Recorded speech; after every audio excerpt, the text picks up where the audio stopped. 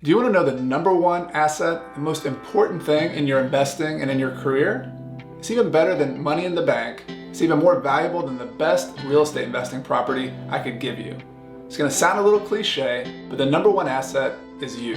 And in this video, I'm going to share 3 different ways you can maximize your personal value as a real estate investor so that you can build the most wealth, so you can achieve financial independence, and as a byproduct, you can also be happy. And we're getting started right now.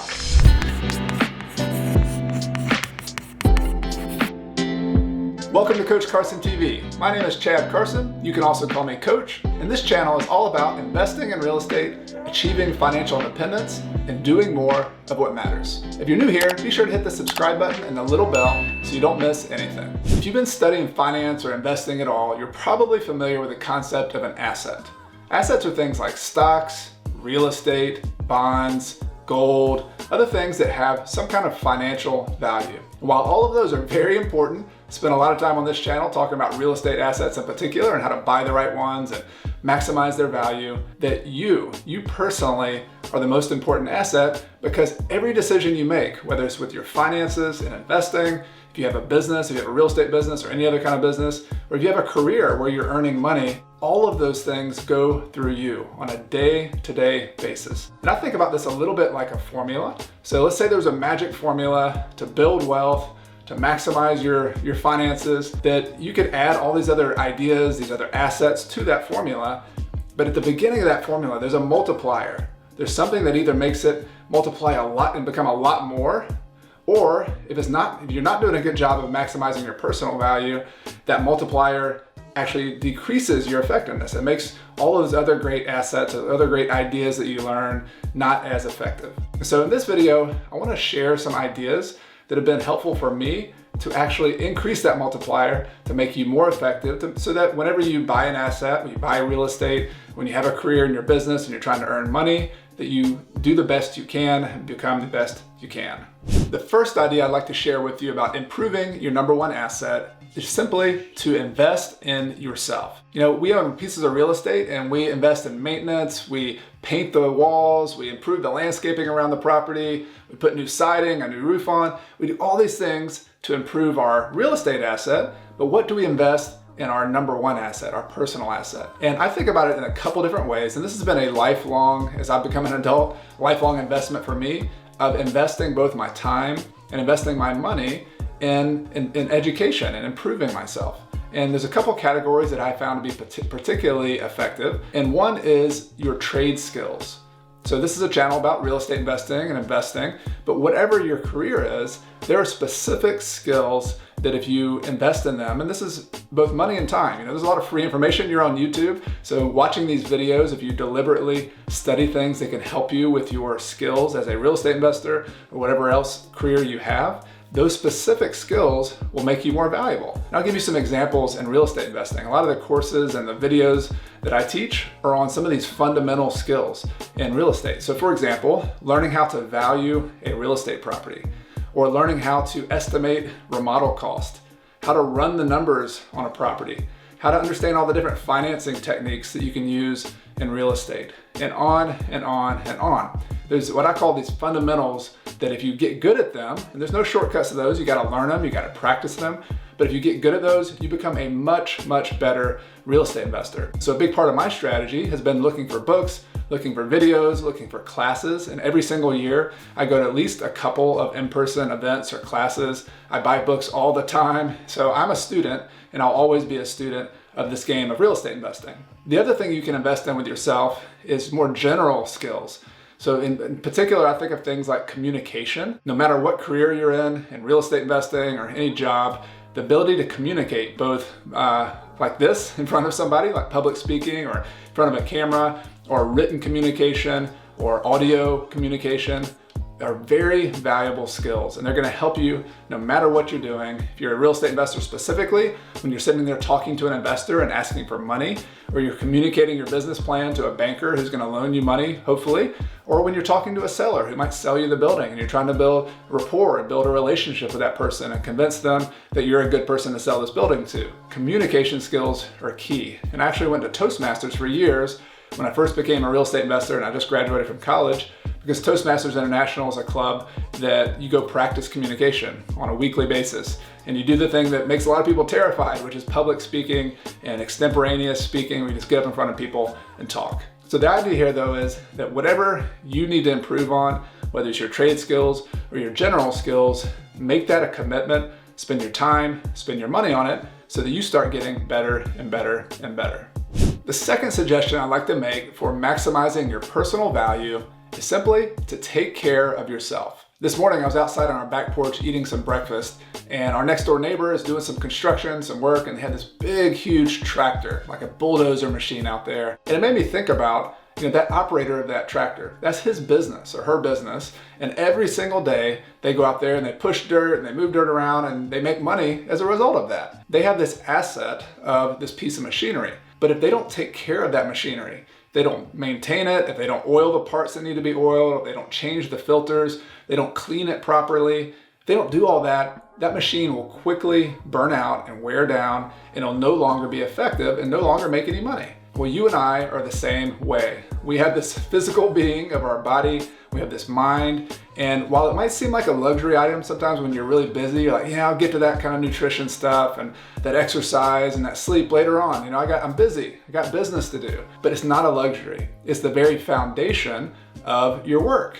And yes, maybe you'll get by a little bit in the short run. Maybe that tractor can go without maintaining it. It might seem like it's making extra money by not paying for that maintenance, but over the long run, it's a cost. It's gonna cost you.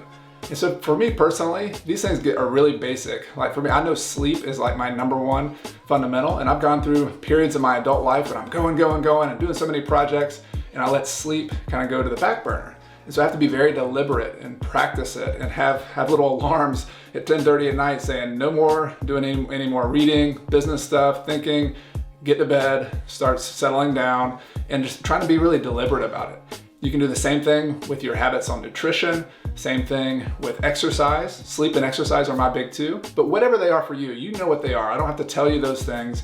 Make those a priority. Move those to the top of your list, because if real estate investing, if financial independence, if your career are important to you, these are the things that are the foundation of your success. My third recommendation is to look at yourself and evaluate your personal balance sheet. So in financial accounting and real estate accounting, we have this thing called a balance sheet. And on one side are your assets. These are all the things that have value. And on the other side of the balance sheet, and this always balances out, by the way, because that's why you call it a balance sheet. On the other side of the assets, you have liabilities. One form of liability is a debt. We're pretty familiar with that, like a mortgage debt. And then the difference between your assets and your liabilities is your equity. That's essentially your net worth, the amount of money the wealth you've built. So we're all pretty familiar with that. Well, you can do the same thing personally. You can make a list, and this is what I recommend. Pull out a sheet of paper, sometime when it's quiet, you can do a little bit of thinking, and write down what are your personal assets. You can do it particularly for your real estate investing, for example, but you can do it for anything in your career as well. Just make a list. What are the things I'm really good at? What do I enjoy doing? What do people say that, hey, you're valuable at that, or you have this skill? And then do the same thing with liabilities. What are the things I'm not so good at? What are my weaknesses? And I did this, for example, when I was a brand new investor. I was 23 years old, just got out of college, and there were some strengths I had. I had a lot of time, so I didn't have a job at the moment. So I was unemployed, but I was self-employed at the same time, so I could go out and I could spend my time every single day. So I had a lot of time, had a lot of energy, had a lot of focus, had a lot of enthusiasm. So I wrote those down. Those are my assets. But I had a lot of liabilities as well. I had very little knowledge of the business. I had $1,000 in the bank, so I had no capital. Didn't have the ability to go get loans at the bank. So those are some pretty serious weaknesses, some serious liabilities. But here's the key, and what I found to be when you're looking at your personal balance sheet is, yes, you want to focus on your weaknesses and on your liabilities, but you really want to double down on your strengths. You want to think about those things that, what are you really good at? What do you have to provide value for somebody else? And what I did was I tried to build my strategy in real estate investing around those strengths. So I looked for people who had the opposite assets and liabilities. I looked for somebody who had very little time, who was not as enthusiastic about doing all these details as I was. And I looked for somebody who had the knowledge and had the capital that I didn't have. So their assets were knowledge, capital. Their liabilities were lack of time, lack of enthusiasm. Maybe they'd been in the business for 30 years and they're just kind of done with doing all those details. And so instead of trying to always improve your weaknesses, which I think you should try to compensate for them a little bit, acknowledge your strengths, figure out what they are, and then match up and compensate for them with people, with systems, with your strategy. And a lot of that's the important part of focusing on not just a cookie cutter that worked for somebody on YouTube. Figure out a strategy that works for you. And you can do that by being self-aware enough to look at your personal balance sheet. What are your strengths? What are your weaknesses? And if you can accentuate those strengths, you'll build that equity in your personal life so that you become much more valuable.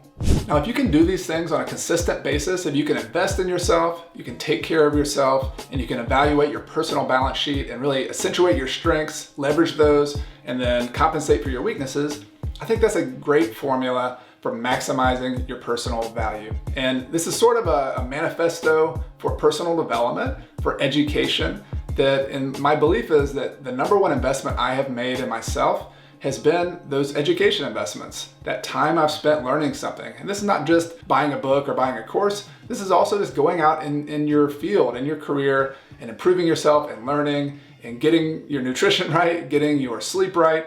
All those things work together, and they're sort of the behind the scenes things that people don't identify all the time, but they really are valuable. It's not just a luxury to focus on these things. If you make personal development, you make education a top priority, I think you'll get your highest return on investment possible. I'd love to hear from you in the comment section below. Is personal development and education something that's a priority for you? And if so, what are the topics or what are the practices that you have found to be the best places to focus on to maximize your personal value? If you're new to the channel, be sure to hit that subscribe button and the little bell so you don't miss any future content. And I always appreciate a like or a share so that we can spread the word to others.